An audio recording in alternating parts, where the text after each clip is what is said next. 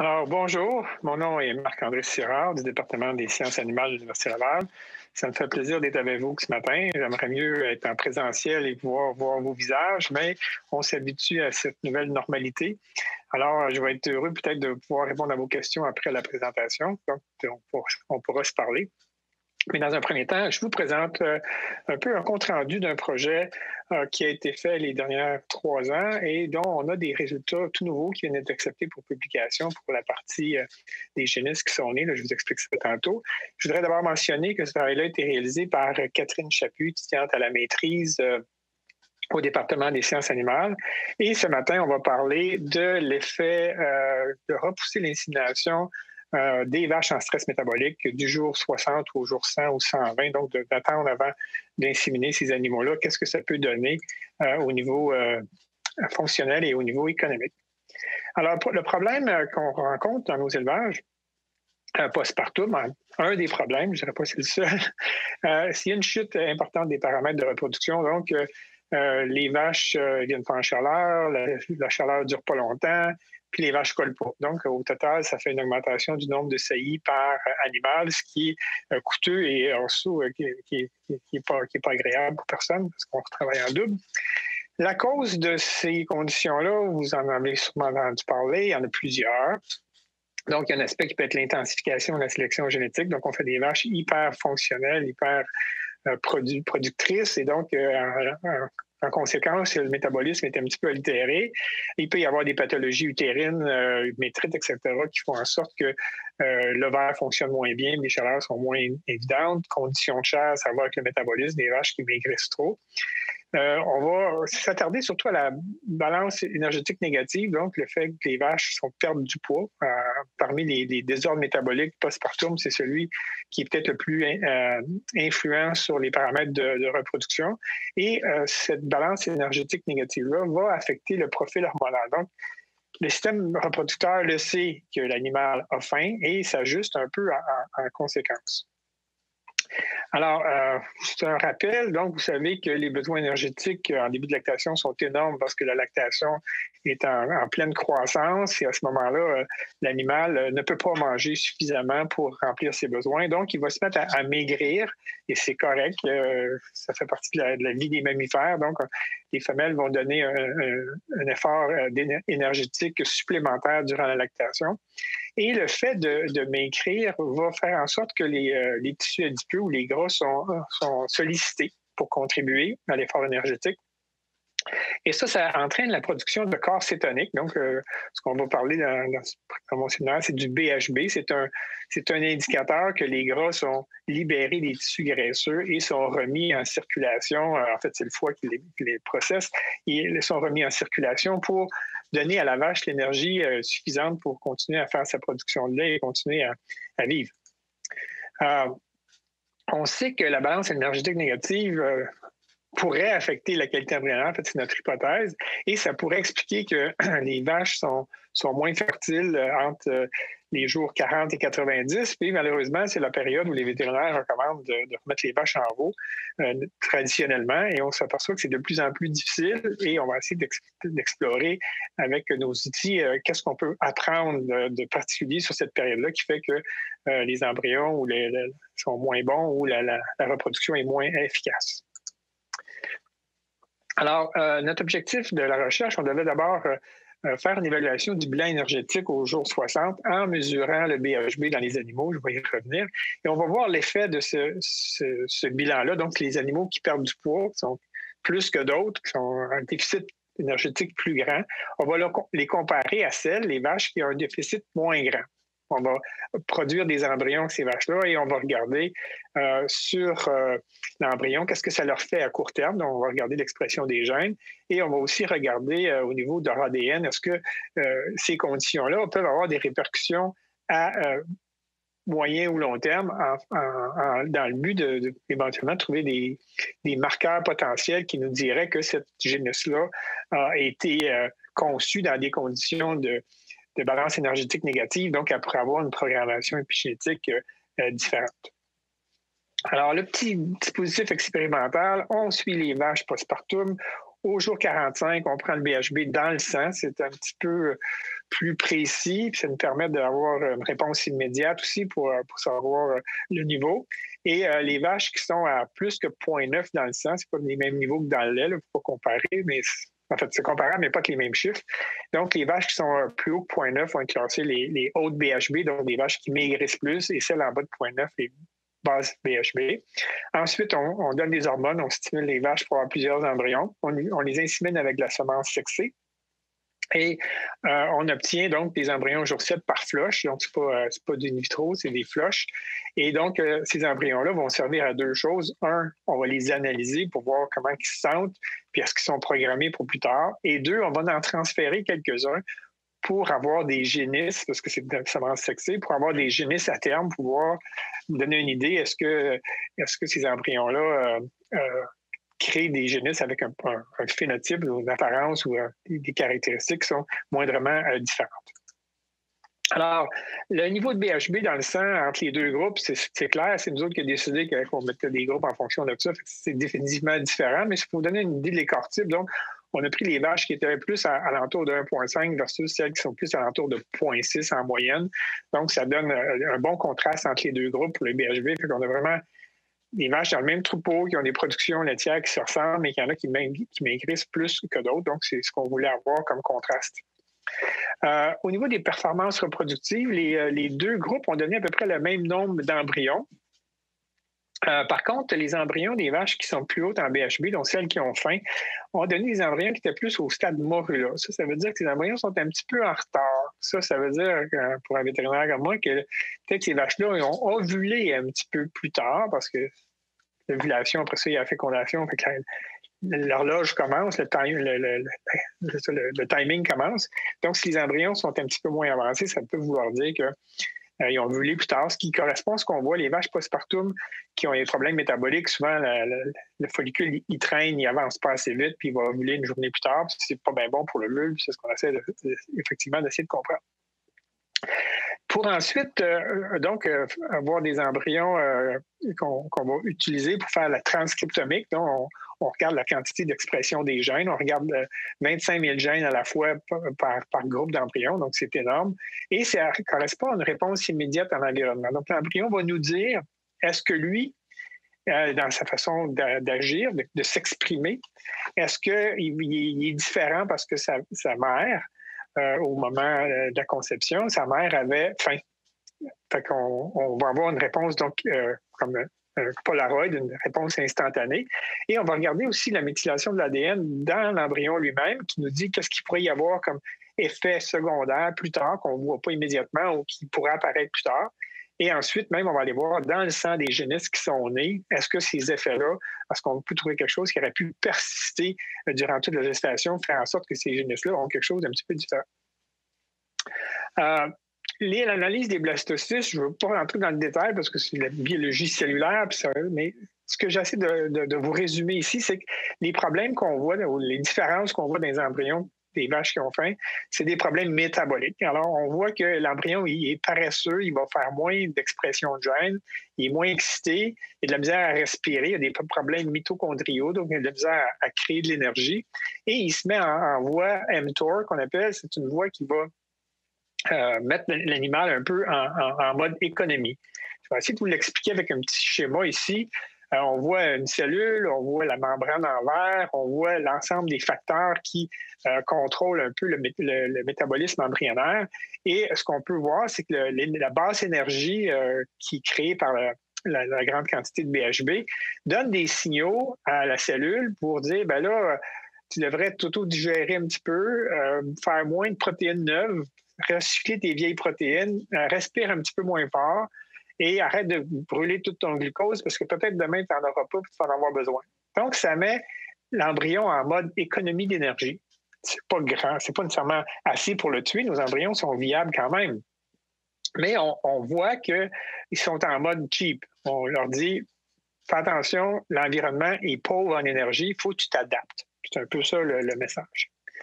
Donc, lorsqu'on met tout ça ensemble, on voit que les signaux que l'embryon nous dit, c'est qu'il arrête de se multiplier, il essaie de survivre avec l'autophagie, il économise ses réserves et il change un peu sa respiration pour faire en sorte qu'il va avoir du gaz plus longtemps. Pas paradoxalement, mais de façon intéressante, on a remarqué une signature des embryons très semblable dans le passé lorsqu'on fabrique des embryons par fécondation in vitro, lorsqu'on compare des génisses très jeunes, prépubères, versus à des génisses adultes, et on s'aperçoit que les animaux très jeunes donnent une signature semblable à une vache qui a faim. Fait qu'une tare en croissance est aussi en manque énergétique un petit peu. Elle donne des embryons qui ont le même feeling un peu qu'une vache qui a faim. Donc, c'est intéressant à comparer. Et pour nous autres, ça fait beaucoup de sens. Au niveau épigénétique, on a regardé 130 000 sites à peu près qu'on est capable de voir. Et on a vu donc des traces qui vont peut-être affecter l'embryon pour le reste de sa vie sur 283. Donc, c'est très léger. C'est 0,2 des modifications qui pourraient avoir lieu, qui sont présentes. Donc, c'est pas un changement. Là, il va y pousser un œil dans le front ou une cinquième patte. C'est très léger, mais si on regarde à quel endroit ces modifications-là se retrouvent, elles ne sont pas n'importe où. Ce n'est pas dans le cancer ou dans le poumon ou dans la digestion. C'est relié au métabolisme énergétique, donc réponse au stress, régulation énergétique. Et ça vient un peu confirmer que la programmation d'embryon pourrait avoir des conséquences à plus long terme. Non seulement l'embryon est en mode économie, mais peut-être il programme le fœtus aussi pour être en mode économie, parce que si la mère a la faim, le veau dit moi, je vais avoir faim, mais que je sorte, fait qu'il faut que je me mette en mode je ne fais pas trop de tissu, puis je ramasse le plus d'énergie possible pour survivre la génération suivante. Alors, vous voyez que au niveau de l'évolution, c'est une programmation. Phénomène intéressant, on a remarqué que le bout des chromosomes était hypométhylé. En gros, ce que ça veut dire, c'est que les cellules se divisent d'une façon un petit peu différente. Et ça, on a remarqué ça dans des cas de cancer, mais aussi dans des études qu'on a faites précédemment, lorsqu'on fait un stress métabolique dans les embryons en culture in vitro. Encore là, c'est une confirmation que ce qu'on voit au niveau du génome complet est un indicatif que l'embryon a une perspective métabolique qui est un petit peu débalancée ou programmée différemment. Alors, on avance avec l'étude. Donc, pour la partie génomique, la conclusion, c'est que la balance énergétique négative aura un effet caractéristique sur l'embryon parce que ça donne une signature spécifique tant au niveau de l'expression des gènes qui est immédiate, donc l'embryon réagit immédiatement, et possiblement une signature épigénétique à long terme qui force l'embryon à économiser son énergie, puis peut-être ça pourrait créer une génisse qui est programmée différemment au niveau métabolique. Si je regarde les génisses, maintenant, récemment, on a eu les analyses du sang de ces génisses-là qui ont maintenant fait une lactation au moins. Donc, on a fait l'analyse de l'ADN qu'on retrouve dans le sang. Donc, c'est les globules blancs qui ont de l'ADN dans le sang. Donc, on a comparé 4 génisses de mères qui avaient faim versus 4 génisses de mères correctes.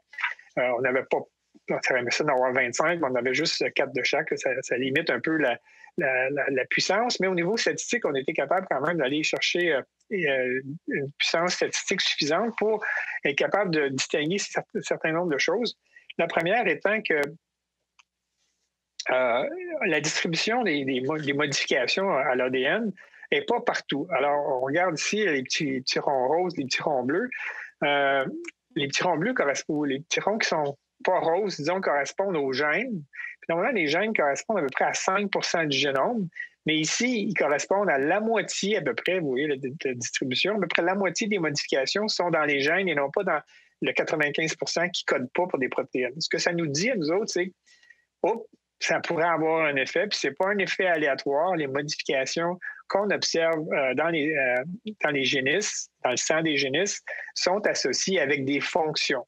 Alors, OK, fait que c'est pas juste au hasard, il y a une fonction associée à ça. Puis si on essaie d'associer l'endroit où ces gènes-là qui ont été modifiés, où l'ADN a été modifié, à quelle sorte de gène ça correspond, ben là, on ne tombe pas au hasard non plus, fait qu'on ne tombe pas dans la digestion ou dans des poumons, on tombe encore majoritairement dans des pathways, dans des voies métaboliques d'expression de gènes. Même si on est dans les globules blancs, on n'est pas dans le gland mammaire, on n'est pas dans le foie, les globules blancs donnent un reflet que l'animal au complet a une programmation un petit peu différente pour les aspects métaboliques Donc, ces 4 génisses-là sont un petit peu différentes des 4 génisses dont les mères avaient moins de BHP dans le sang à ce moment-là.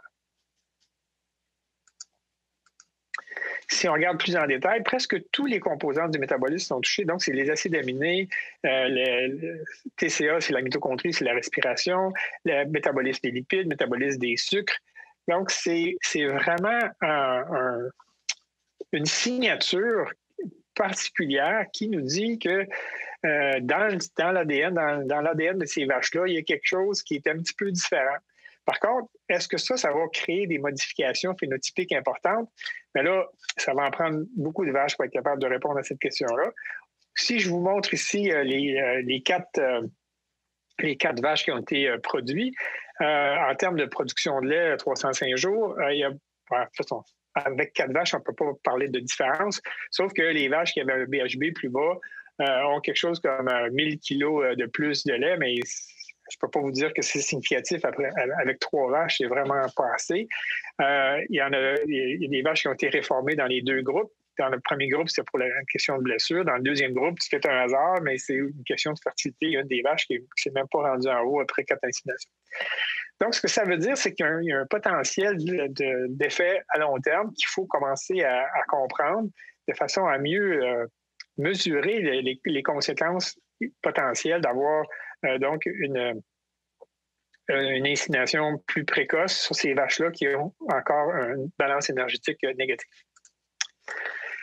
Avec Edith Charbonneau, elle a fait une étude de plus justement sur les paramètres économiques avec une étudiante qui s'appelle Catherine Couture et Déborah Sanchi et d'autres collaborateurs. Donc, ils sont allés voir dans les données laitières Valacta, est-ce qu'on pouvait associer, selon l'attente volontaire d'une vache qui serait repoussée de 60 à 100 jours, est-ce qu'on pourrait mesurer un impact sur, je dirais, le profit, la quantité de lait produit, donc le profit que ça va générer. Donc, si on attend pour inséminer la vache, donc sa lactation s'allonge, l'autre est retardée, vous voyez. C'est pour ça que les vétérinaires disent normalement qu'il faut essayer d'inséminer nos vaches à 60 jours. Mais pour éviter qu'il y ait un passage à vide puis la vache soit moins productive pendant une partie de son cycle, ça c'est compris. Et là, on va voir que ce n'est pas nécessairement une perte importante. Alors, Edith et compagnie et Catherine ont divisé les animaux en 3 groupes en fonction de leur productivité, puis ont fait une analyse je dirais, de coût-bénéfice par rapport à l'attente. Alors, si on compare des vaches qui ont été, on les a mis en insémination à 60 jours versus celles qu'on a attendues jusqu'à 100 jours, on peut voir qu'il y a un petit gain. Là, si on voit dans le tableau, c'est le dollar de vache par année, donc c'est minime, là, 10 17 $, Mais ce que ça nous dit, c'est que c'est pas négatif. Donc, il n'y a pas une perte automatique lorsqu'on retarde l'insémination. Puis là, ça n'a pas été fait juste sur des vaches qui étaient en haut de BHB, ça a été fait sur des vaches au complet. Si on appliquait ça seulement sur les vaches qui ont un BHB élevé, donc celles qui ont faim, peut-être ce serait, je suppose que ce serait encore plus significatif ou plus important en termes de gains par rapport à ces animaux-là. Donc, si on met tout ça ensemble, on peut conclure l'aspect volet économique que la période d'attente volontaire pour ces vaches-là, avec un taux de BHB élevé, dans le lait, n'a aucun impact, même s'il y en a un, il est minime et positif sur le bénéfice net des fermes laitières. Donc, sachant qu'il y a une petite proportion du troupeau qui sera affectée par un BHB élevé et que l'impact économique est minime, pourquoi ne pas moduler la période d'attente volontaire en fonction du déficit énergétique? Donc, c'est un peu la conclusion économique qui vient s'ajouter à notre conclusion, je dirais, biologique, même si on n'a pas encore toutes les données.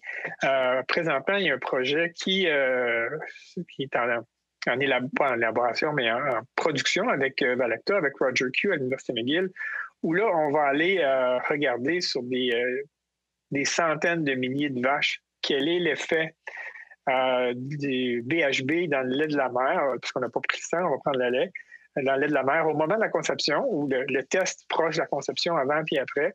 Et quel est l'effet d'un test plus élevé en BHB sur la production de lait de la fille? Et là, au lieu d'avoir 4 génisses de chaque côté, comme ici, évidemment, c'est pas assez puissant. Mais là, on va avoir des tests indirects, mais c'était nécessaire de faire ce bon projet avant pour justifier qu'on devrait faire l'autre. Alors, l'autre, donc, va venir documenter de façon beaucoup plus précise avec des milliers ou peut-être même des centaines de milliers de vaches, quel est l'effet sur la fille qu'on pourrait à ce moment-là comptabiliser et transformer en gain ou perte économique en fonction de l'attente volontaire. Donc, il y a un potentiel pour que ce projet-là devienne de plus en plus intéressant à mesure qu'on avance dans sa compréhension. Alors, en conclusion, on peut dire que retarder l'insémination des hôtes productrices semble avantageux biologiquement pour les vaches ayant un déficit énergétique résiduel à 60 jours postpartum, mesuré dans le lait ou dans le sang. Dans le lait, ça tombe plus vite, puis les niveaux de base sont peut-être plus faciles à distinguer, mais la mesure dans le sang peut se faire avec des petits keto-sticks. Donc, il y en a plusieurs producteurs qui le font maintenant eux-mêmes au niveau du sang. Et c'est donc les vaches qui sortent positives ou qui sortent plus que 0,9, de leur donner une chance, qui ralenti de maigrir avant d'essayer de les faire coller. D'abord parce qu'ils ne colleront probablement pas, puis ensuite parce que ces vaches-là, il faut donner une chance à l'ovaire de réaliser qu'il y a assez de nourriture pour tout le monde pour faire des génisses qui vont être à ce moment-là programmées, probablement avec une meilleure perspective, je dirais, de leur propre avenir. Ensuite, au niveau économique, retarder l'insémination des hôtes productrices semble avantageux économiquement sur le bénéfice net de la ferme. Donc, ce qu'on pensait avoir à balancer, parce qu'on pensait que ce serait peut-être négatif, finalement, c'est positif. Donc, tout supporte toutes ces conditions-là, supporte le fait de traiter un peu différemment les vaches qui ont faim pour optimiser leur reproduction, les coûts de les remettre en veau et aussi la qualité, je dirais, future de leur génisse. Alors, j'aimerais remercier les gens qui ont participé à cette étude-là, donc Catherine Chaput, Catherine Couture, Edith, les collaborateurs Valacta, Cribic Novalet pour le soutien financier, FFQRNT aussi, le CRISAD pour avoir permis de réaliser ces expérimentations à leur ferme. Et merci à vous de m'avoir écouté et j'espère pouvoir vous discuter avec vous dans les prochaines minutes sur une plateforme virtuelle. Alors, merci.